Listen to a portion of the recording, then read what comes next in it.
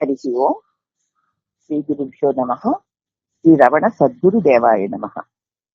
Shri Ramana భాషణంలో April 5, 1937 382 ప్రశ్నమా ఇది.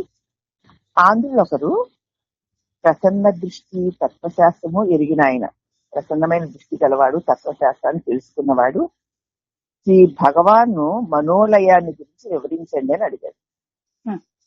వాని మనసు ఎలా లయింప చెయ్యాలో తెలియజేయమని అడిగాడు. ఆయన చేతిలో ఉపదేశ సారము అన్న పుస్తకం ఉంది. భగవాను అదంతా అదిగో ఆ పుస్తకంలో ఉంది కదా అన్నారు. ఆ ఉపదేశ సారంలో ఉందిగా అన్నారు. అంటే ఆ పిచ్చుకుడు అన్నాడు, భగవాన్ మనస్సు అంటే ఏమిటి అన్నప్పుడు మహర్షుల వారు అంటున్నారు, అంటే ఏమిటో చూడు. అప్పుడు మళ్ళీ ఆ పిచ్చుకుడు అంటున్నాడు, అది సంకల్ప వికల్పాత్మకము. ఆలోచనలు వానిలో రకరకాల మార్పులతో కూడి ఉన్నది, అదే కదా మనస్సు అంటే అన్నాడు. ఇప్పుడు మహర్షి అన్నారు, ఎవరి సంకల్పమో అది అన్నారు. ఇప్పుడు మహర్షి పిచ్చకుడు, సంకల్పము మనస్సు స్వభావం కదా భగవాన్ అంటే మహర్షుల వారు అంటున్నారు, సంకల్పము ఏ విషయాన్ని గురించి అన్నారు. బహిర్ విషయాల గురించే భగవాన్ అన్నాడు అతను. అప్పుడు మహర్షి, నిజమే, కానీ అది నీ స్వభావమా అన్నారు భగవాన్. అప్పుడు అతను అన్నాడు, అది మన స్వభావమే అన్నాడు. అంటే బహిర్ విషయాన్ని గురించినటువంటి సంకల్పంలో నా స్వభావమే అంటున్నాడు అతను.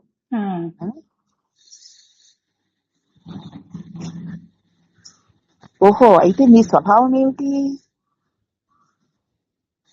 నా స్వభావము శుద్ధ చైతన్యము. మరి ఈ సంకల్పాలతో ఇతరాలతో నీకేం పనయ్యా? నువ్వు శుద్ధ చైతన్యాన్ని, శుద్ధ ప్రకాశాన్ని అంటున్నావు కదా. మరి ఈ మనసు యొక్క సంకల్పాలతోటి ఇతర విషయాలతో నీకేం పని? ఎందుకు వాటి పక్కన పెట్టుకుంటున్నావు?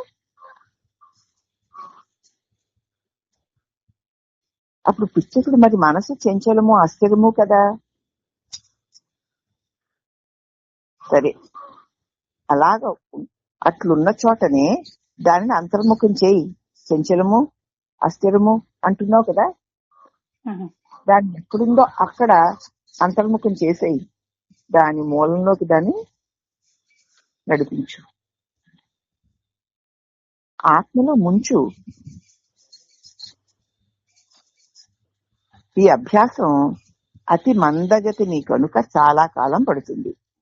కాబట్టి మనసుని తలంపు కలిగిన చోటనే, మనసు నానా రకాల తలంపులతో ఉంటుంది కదా, అది కలిగిన చోటనే దాన్ని ఉంచి ముంచేయి అని చెప్తున్నాయి శాస్త్రాలు. కానీ ఇలాంటి అభ్యాసం చెయ్యాలి అంటే చాలా కాలం పడుతుంది. అందువల్ల ఆత్మలో పూర్ణంగా నిమగ్నుడు అయ్యేదాకా ఈ అభ్యాసాన్ని కొనసాగించాలి. పూర్తిగా ఇంకా మళ్ళీ నేను ఇది అది అంటూ మనసు లేచి రాకుండా ఉండేలాగున నీవు ఈ అభ్యాసాన్ని కొనసాగించాలి. మరి అలాగా నేను ఉండడానికి నన్ను మీరు అనుగ్రహించాలి అన్నాడు ఆయన. అప్పుడు మహర్షి అన్నారు, అది ఎప్పుడూ నీతోనే ఉంది. నువ్వు చేయవలసింది ఒక్కటే, బహిర్ముఖమైన మనస్సుతో సామ్యాన్ని మానేయి. అది నేను అన్న భావన మానేయి. ఆత్మస్థితి అందే ఉండు. అది నీలో నుంచే లేచి వచ్చి బయట విషయాల్లోకి పెడుతోంది. నువ్వు దాంతో కలవకు, అసలు దాంతో కలవకు. దాని ఫ్రెండ్షిప్ కట్టించేసే పడే.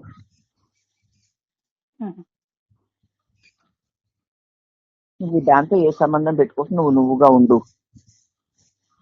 అదే ప్రసాదం అంటే, అదే అనుగ్రహం అంటే అన్నారు. ఆయన శ్రీ భగవాన్కి నమస్కరించి వెళ్ళిపోయారు. అంటే ఆయనకు తెలిసిందనమాట, మనస్సు నా ప్రకాశంలోనే కలుగుతోంది, అది బహిర్విషయాల్లోకి వెళ్ళిపోతుంది. వెళ్ళిపోయినప్పుడు నా స్వరూపాన్ని నేను మరిచిపోతున్నాను.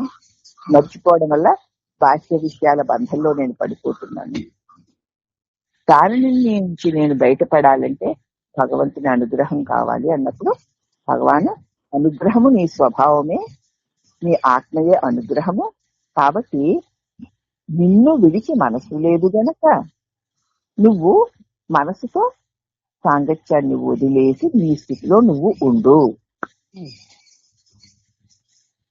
అదే ఆత్మ అనుగ్రహము, ఆత్మ ప్రసాదమును. అంటే నేను మనసు లేచి నానా రకాలుగా ఎన్ని తోస్తున్నా, వెలుపల కూడా ఎన్ని జరుగుతున్నా దాంతో నేను ఏ సంబంధం లేకుండా ఉండాలి. ఉన్నాను కూడా. కాబట్టి నీ ఆత్మస్థితిలో నువ్వు ఉండు. మనసులో ఎన్ని ఆలోచన వచ్చినా అవును అది ఇది కాదు అంటే దాంతో ఏ సాంగత్యం పెట్టుకోకు. బయట కూడా ఎన్ని జరుగుతున్నా అవును నాకే నన్నిలాగా నన్ను అలాగా అని బయట కూడా ఏ సాంగత్యం పెట్టుకోకు. నువ్వు లోపల సాంగత్యం పెట్టుకోతే బయట సాంగత్యం దానికి అదే పోతుంది. ఇదే ఆత్మ అనుగ్రహం అంటే అని భగవాన్ చెప్పిందాన్ని మరి ఆయన అర్థం చేసుకుని ఉండొచ్చు. మాటి మాటికి నేను అని లేచి నాది అంటూ అనేక విషయాలతో తిరిగే దానితో ఏ మాత్రము కలవద్దు. అది తొలుగుతూ ఉంటుంది. దానితో ఏ మాత్రము విభ్రమ చెందకు. లోపల నీ మనోభావాలతో నువ్వు కలవకపోతే వెలుపల ఏ దృశ్యాలు ఏ సంఘటనలు నువ్వేమీ చెయ్యలేవు అనేటువంటి సందేశం మనకి భగవాన్ చెప్పినటువంటి ఈ సమాధానంలో అందుతుందమ్మా. కాబట్టి మన జీవితంలో మనం ఇప్పుడు ఈ స్థితిలో మనం లోపల ఏమి తోచినా వెలుపల ఏమి జరిగినా దాంతో మనం ఏ రిలేషన్ పెట్టుకోకుండా ఉండడం. పెట్టుకోకపోతే పట్టుకోదుగా, పట్టేసుకు తిరిగేసి పిచ్చి పిచ్చి కళ్ళన్నీ చేసేసి నేను తెలివిని కదా, నేను సుస్వరూపాన్ని కదా అనుకుంటే ఏ ప్రయోజనం లేదు. అదే నీ స్వరూప అనుభవాన్ని బట్టి నీవు మనస్సు నుంచి ఎంత విడిగా ఉన్నావు అన్న దాన్ని బట్టి నీ వెలుగు వ్యవహారం ఉంటుంది. కాబట్టి నీ వెలుగు వ్యవహారాన్ని నువ్వు సరి చేసుకోవాలంటే నీ మనో వ్యవహారాలతో నువ్వు సంబంధపడకుండా ఉంటే సరిపోతుంది. సరేనా?